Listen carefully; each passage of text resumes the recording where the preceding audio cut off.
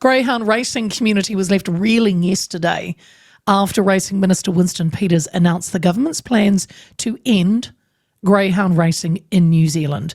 Peters says the industry had been on notice over animal welfare concerns for several years now.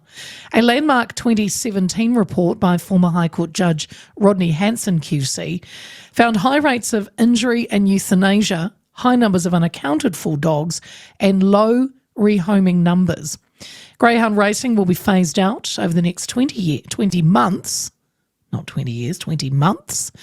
And Mr. Peters says urgent laws being passed will prevent the unnecessary killing of racing dogs during this transition. Now, greyhound racing bosses say they learned of the code's demise only an hour before it was announced, and they are adamant the sport has made huge progress in the area of dog welfare, and say the number of dogs that died through racing incidents, whether race accidents or sudden death on race day, were down to 13 last racing season. But all of this won't matter, and many are celebrating the news, including the Animal Justice Party. Their General Secretary is Danette Wereta, and she joins me now. Danette, good afternoon. Kia ora. Danette, you are a political party, correct? The Animal Justice Party. You're the newest political party in New Zealand. What is your role? Mm-hmm. What's the party's role?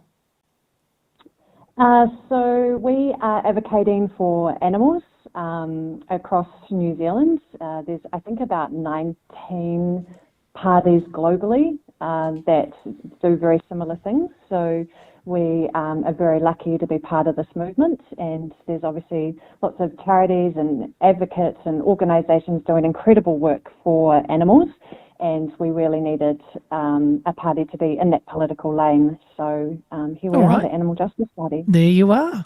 So at the end of greyhound racing in New Zealand, did you have an inkling this was coming, being in the party, or was it a shock to you yesterday as well? We had, like many others, had heard different information.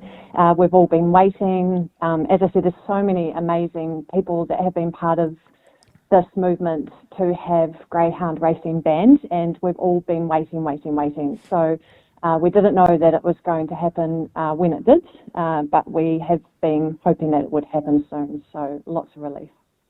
So the greyhound racing industry, Danette, is adamant that they've made progress in the area of dog welfare.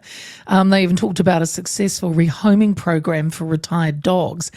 Is this not something that should have been taken into account instead of dismantling an entire industry with a loss of over 1,000 jobs? Yeah, look, a great question. I think for the Animal Justice Party, we stand really firmly against exploiting animals for entertainment, and this includes different activities, like horse racing and rodeos, and that's because animals are not willing participants, and we do believe that their welfare should never be compromised for human amusement. So for us, we stand with those values. Just yesterday, Diamond Romand met his end the same day as greyhound racing did, and his owner, Grant, made $25,000 from him before he was killed yesterday. So he had a compound fracture to his right tibialis fibula. It was severely displaced.